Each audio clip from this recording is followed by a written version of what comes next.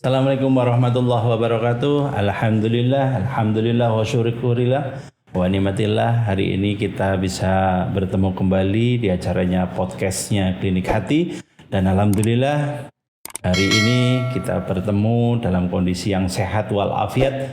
Dan tentunya dalam kondisi segar bugar, semangat terus menerus dan semangat pagi untuk terus menerus pula. Para sahabat sekalian dimanapun Anda berada, baik mungkin yang di dalam negeri maupun yang luar negeri, tonton terus, jangan sampai di skip-skip, lanjutkan tontonnya sampai selesai agar apa? Bisa mengambil positifnya dalam setiap podcastnya Klinik Hati. Karena Klinik Hati ini khususnya untuk podcastnya itu mendatangkan sosok orang yang luar biasa tentunya terbaik, baik mungkin di Kabupaten Cilacap maupun yang terbaik khususnya di kalangan para kiai yang ada di Kabupaten Cilacap. Baik, alhamdulillah di hari ini kita diberi kenikmatan, nikmat sehat, nikmat panjang umur, ya kita bisa mendatangkan sosok kiai yang sangat luar biasa. Beliau adalah Al-Hafidz, beliau adalah hafal 30 juz. Dan banyak sekali kegiatan-kegiatan beliau yang memang tidak bisa dipungkiri. Kesuksesannya beliau dalam mungkin berpendidikan maupun karirnya, maupun dia menciptakan suatu organisasi-organisasi yang terbaru dengan inisiatifnya beliau, sehingga luar biasanya beliau saat ini adalah dikenal banyak orang, ya, khususnya di Kabupaten Cilacap. Dan alhamdulillah di hari ini kita kedatangan tamu yang sangat luar biasa, ya. Mungkin selama ini banyak orang yang sudah mengenal beliau karena memang di Kabupaten Cilacap ini, ya, kabupaten yang luar biasa, 1.900 juta orang lebih penduduknya, dan ini salah satu putra-putra terbaiknya Kabupaten Cilacap, ya, yaitu kita nggak usah berlama-lama lagi, bertatap langsung muka dan berbicara langsung, ngobrol-ngobrol langsung, membedah langsung karir dan sebagainya beliau. Siapakah beliau? Yaitu Kang Johar Rahman SPDI, ya. Assalamualaikum Kang Johar. Waalaikumsalam warahmatullahi wabarakatuh. Sehat ya, alhamdulillah. Kang Johar ini, mohon maaf ini para sahabat, saya kalau udah ketemu sama beliau itu di sini langsung adem, tentrem gitu. Masya Allah. Jadi ketika memang benar-benar kita dekat dengan para kiai, para ustadz, gus atau mungkin hafidz seperti beliau itu, secara dimensinya itu secara langsung nyes kayak gitu, adem gitu. Telepon kalau beliau yang angkat udah langsung, ya, adem. Beda dengan kalau ditelepon, ini Pak, ini gini gitu dari istrinya. Itu beda cerita gitu. Inilah luar biasa gitu. Kalau ketika memang benar-benar di telepon sama beliau itu rasanya langsung nyes kayak gitu.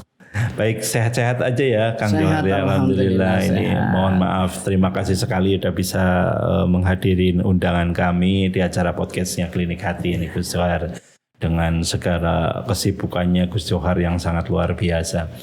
Nah, beliau salah satu memang putra terbaiknya Kabupaten Cilacap. Beliau adalah imam besarnya Jami Baitur Rahman, Imam Masjid Jami Baitur Rahman Karangjengkol, ya. Nah, itu kalau ngelihat masjidnya udah hampir kayak alun-alun itu. Jamaahnya luar biasa beliau, Masya Allah, ya. Ini ngomong-ngomong Gus Johar, asal muasalnya aslinya itu dari mana ini, Gus? Ya, untuk asal saya sendiri itu dari Kebumen. Kebumen. Iya. Dari Kabupaten Kebumen, tepatnya Desa Singosari. Kecamatannya Ambal. Oh, yang kita kenal sate, dengan kota sate itu loh. Sate, ya. Sate Ambalnya itu, ya. Dagingnya gede-gede, ya.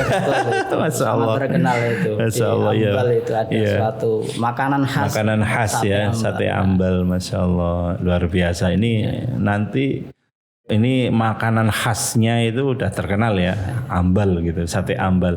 Ini Karangjengkol juga ada yang terkenal ini.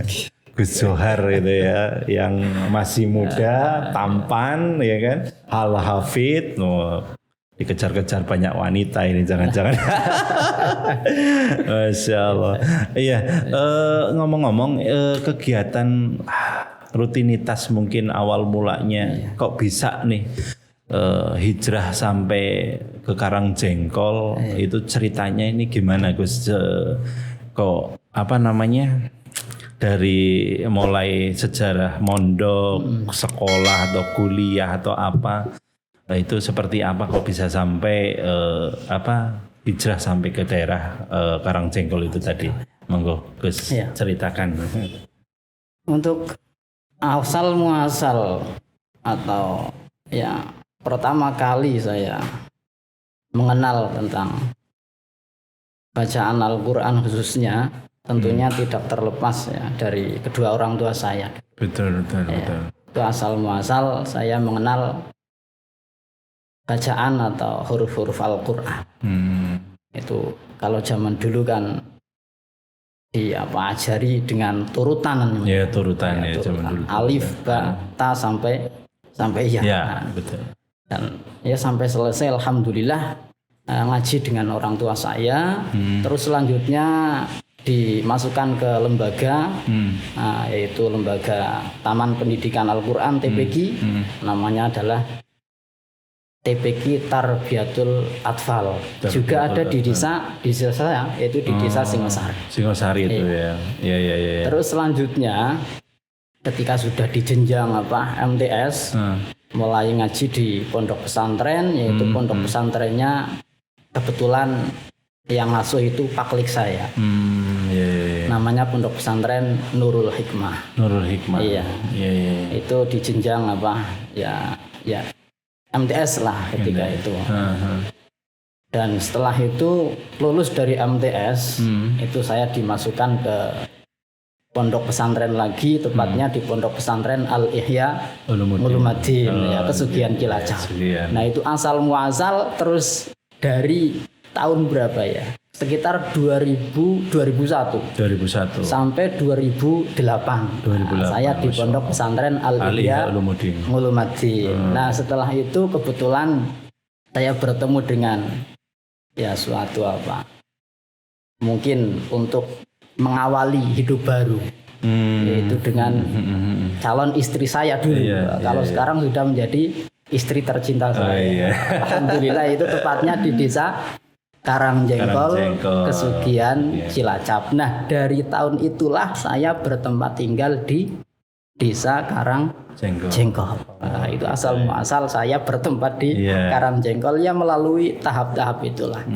Berarti asal muasalnya karena mendapatkan sosok lah ya.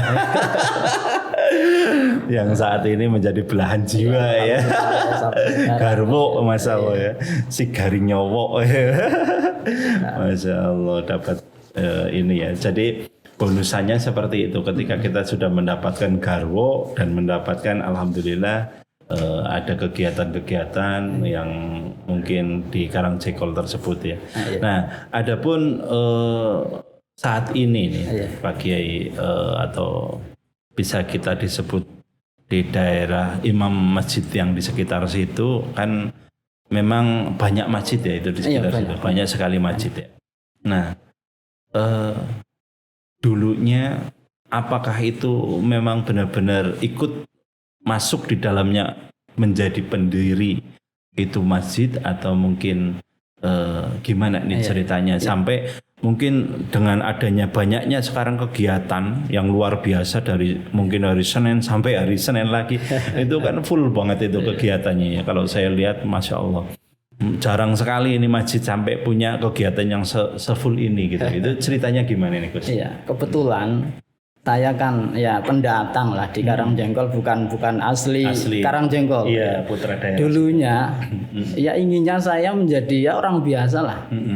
Tapi mungkin karena ya ada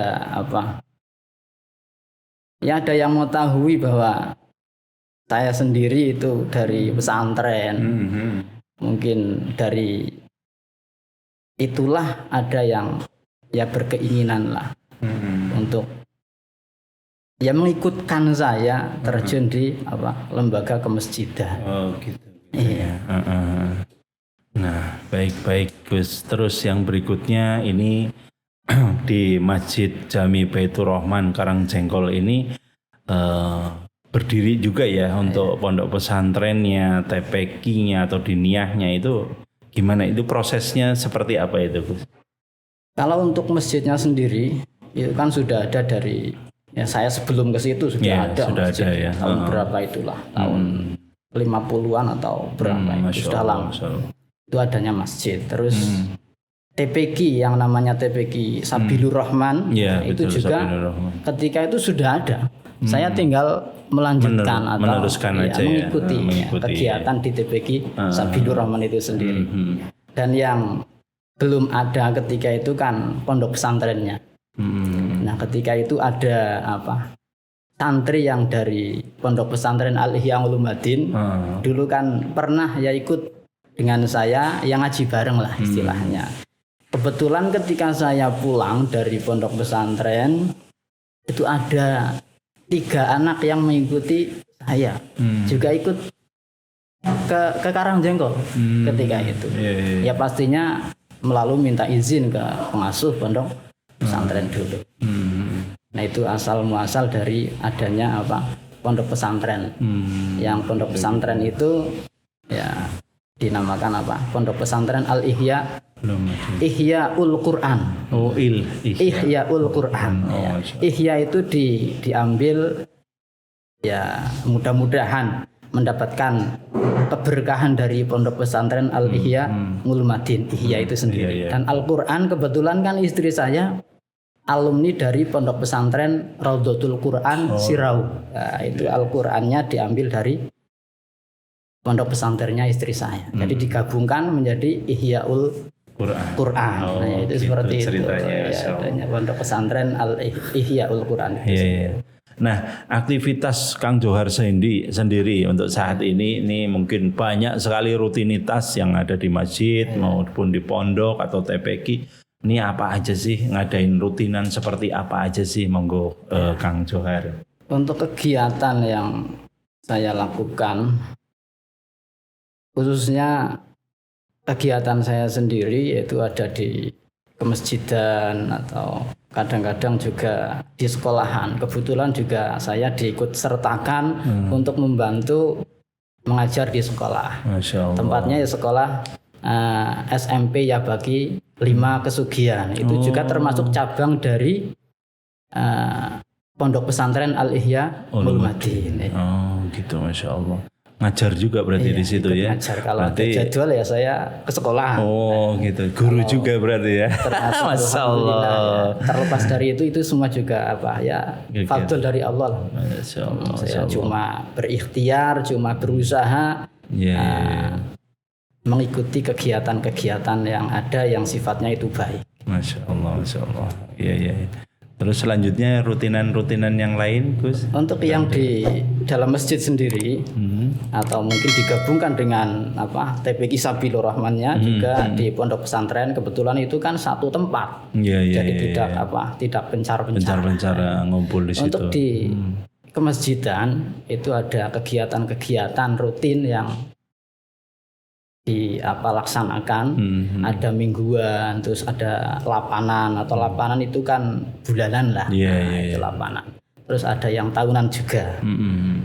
Untuk yang mingguan itu setiap Jumat pagi yang tadinya belum ada di masjid. Nah, saya sendiri berusaha untuk melaksanakan kegiatan mingguan itu, yaitu namanya simaan Jumat pagi.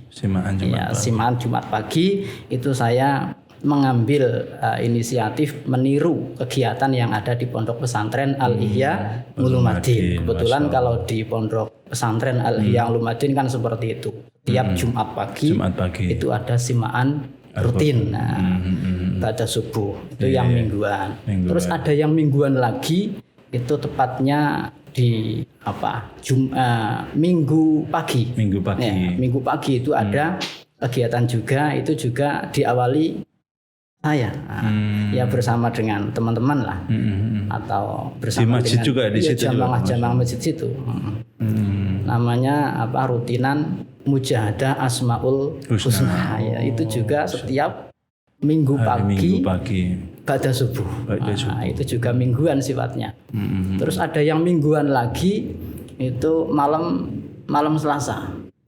Ya, malam Selasa. Kalau yang sudah ada malam Selasa itu kan dilaksanakan zikir fida itu bersama dengan kesepuan-kesepuan di daerah situ, khususnya jamaah masjid Jami Baitur Rahman. Nah, itu sudah berjalan sebelum saya di situ.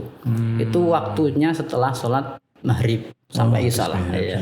Itu fida ya untuk mengirim doa kepada leluhur atau kepada orang tua kita. Berarti itu rutin ya? Rutin setiap malam Selasa. Setiap malam Selasa, Masya Allah. Nah, yang belum ada itu setelah Bada Isya. Nah, setelah Bada Isya itu juga sifatnya mingguan. Saya mulai kegiatan, yaitu kegiatan membaca sholawat Al-Barzanji dengan remas atau remaja masjid. Ya. Kebetulan ya alhamdulillah sampai sekarang itu sudah berjalan. Terus ada yang sifatnya lapanan tadi ya. Salapanan. Salapanan atau bulanan. Ada yang bulanan. Kalau yang bulanan itu ada yang namanya yang sudah ada di masjid itu ada pengajian lapanan. Yaitu tepatnya di hari Minggu Wage. Minggu Wage itu waktunya pagi ya sekitar jam 9 mulai sampai jam 11. Itu rutin dengan jamaah yang ada di situ. Itu juga saya ya sedikit-sedikit mengikuti lah. Mengikuti dengan para kesepuan yang ada di situ atau para kiai yang ada di situ. Terus yang lapanan lagi ya. Yang lapanan ada yang tadinya belum dilaksanakan di masjid itu, yaitu ziarah. Ziarah di makom ya para kiai, para wali. Khususnya ya sekitar Kesugihan. Diawali dari makom Karangjengkol. Dan dilanjutkan ke makom Kesugihan. Ya, terus dilanjut ke makom Serandil. Itu 3 makom yang menjadi rutinan ziarah setiap selapan sekali. Itu ziarah. Itu rutin ya. Iya. Terus ada yang sifatnya Istighosah. Kalau istighosah itu sifatnya juga lapanan seperti tadi ya. Tapi saya melaksanakannya itu di malam Jumat. Tempatnya malam Jumat manis itu kalau istighosah. Dulunya sudah pernah ada ketika zamannya ya bapak mertua saya. Terus ketika itu vakum lah, berhenti. Terus saya berkeinginan untuk melanjutkan istighosah itu di malam Jumat manis. Ya. Kalau yang tidak dilaksanakan istighosah biasanya ya rutin setiap seminggu sekali. Setiap ba'da maghrib malam Jumat itu ada tahlil Yasin. Tahlilan ya seperti itu. Itu untuk rutinan ya. Rutinan ya setiap malam Jumat. Nah, dengan banyaknya kegiatan seperti ini nih Gus.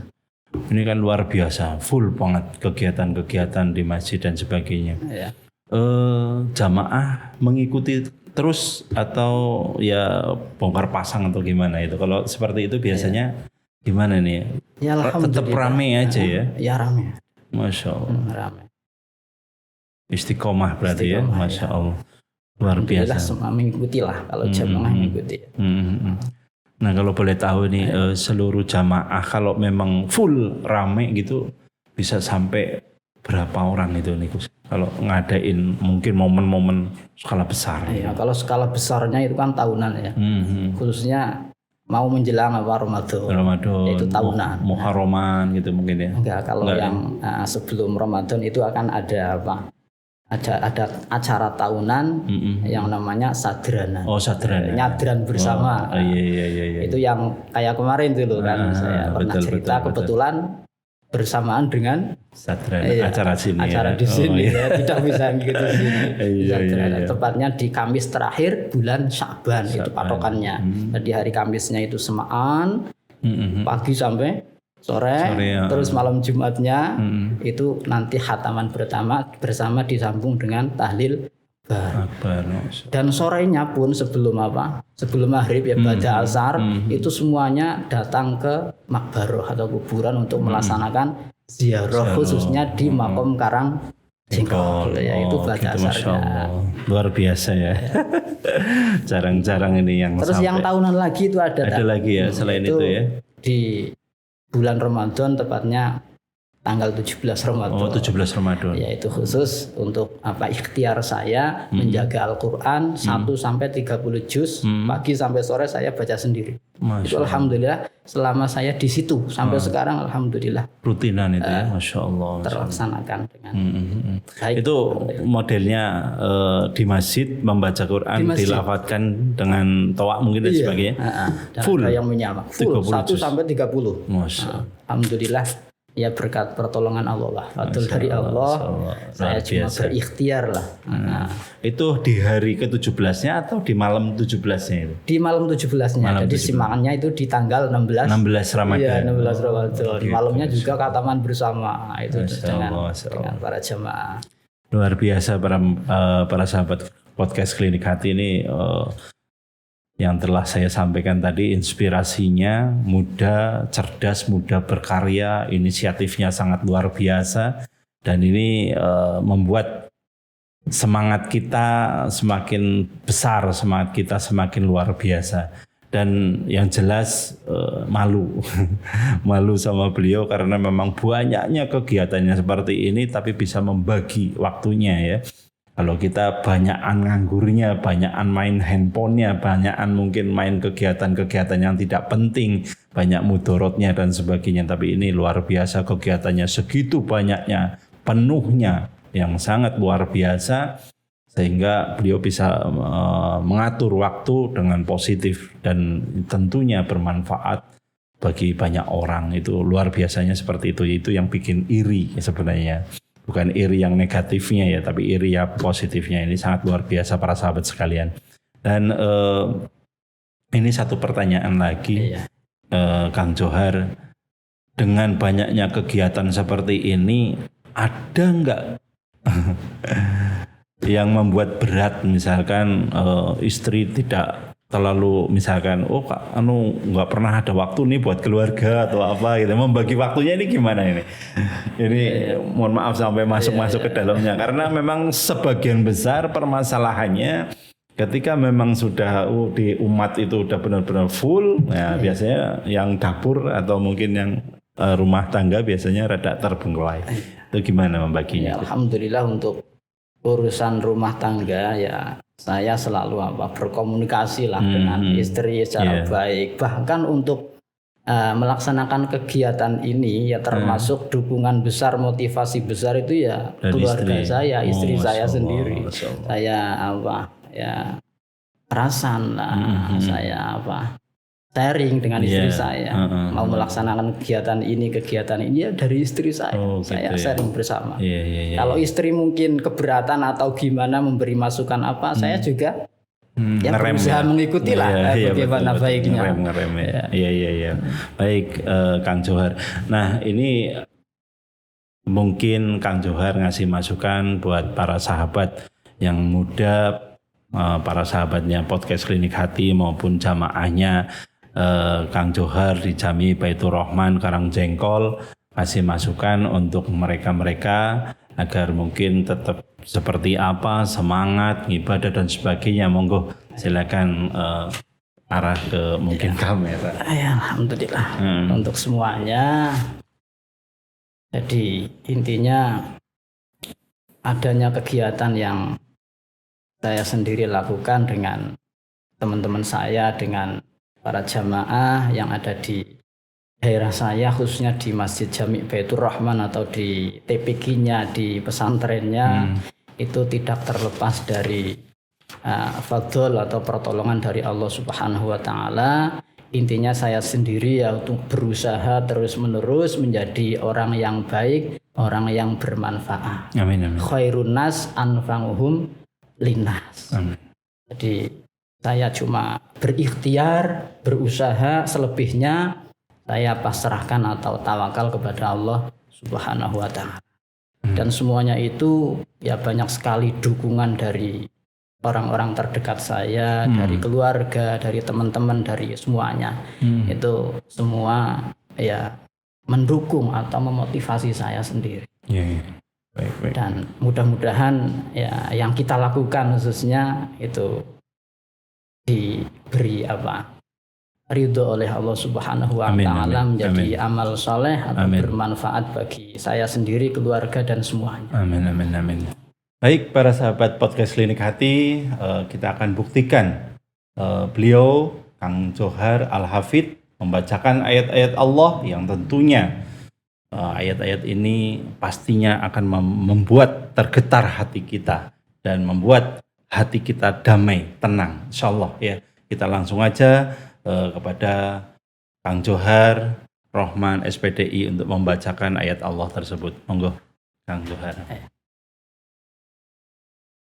A'udzu billahi minasy syaithanir rajim. Bismillahirrahmanirrahim. Man 'amila shalihan min dzakarin aw unsa wa huwa mu'minun falanuhyiyannahu hayatan thayyibah walanajziyannahum ajrahum bi ahsani ma kanu ya'malun. Fa idza qara'tal qur'ana fasta'iz billahi minasy syaithanir rajim. Shadaqallahul azim. Alhamdulillah ya Allah. Adem banget, tentram, tenang, damai ya Allah.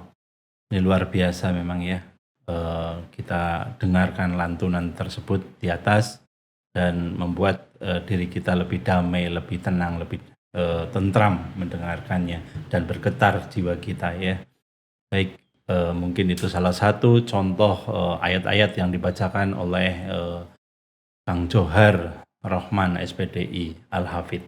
Baik, terima kasih buat Kang Johar atas waktunya, atas sharingnya di podcastnya Klinik Hati. Ini sangat luar biasa manfaatnya bagi mungkin para sahabat sekalian. Maka dari itu jangan mudah buka tutup, langsung fokuskan, dilihat dari pertama sampai akhir, itu pasti akan mendapatkan manfaatnya dan semangatnya khususnya untuk Kang Johar ini. Nah, para sahabat sekalian dimanapun Anda berada, ya jaga selalu kesehatan Anda, jauhi dari kerumunan, dan para sahabat jauhkan diri Anda ke yang mungkin tidak ada manfaatnya, fokuskan ke manfaat dan tinggalkan yang mudarat ya, karena apa? Muda berkarya, muda cerdas, muda luar biasa, dan beliau salah satunya juga muda Al-Hafidh, juga hafal 30 juz Masya Allah. Dan kita perlu contoh sosok beliau yaitu Kang Johar Rahman SPDI, dan kita harus benar-benar mengambil segala sesuatunya yang positif tentunya ya, karena memang ini segalanya, kalau mungkin dari pembicaraan tadi semuanya nggak ada yang negatif, positif semua Masya Allah. Mungkin itu aja dari saya. Wabillahi taufiq wal hidayah. Wassalamualaikum warahmatullahi wabarakatuh. Rahayu.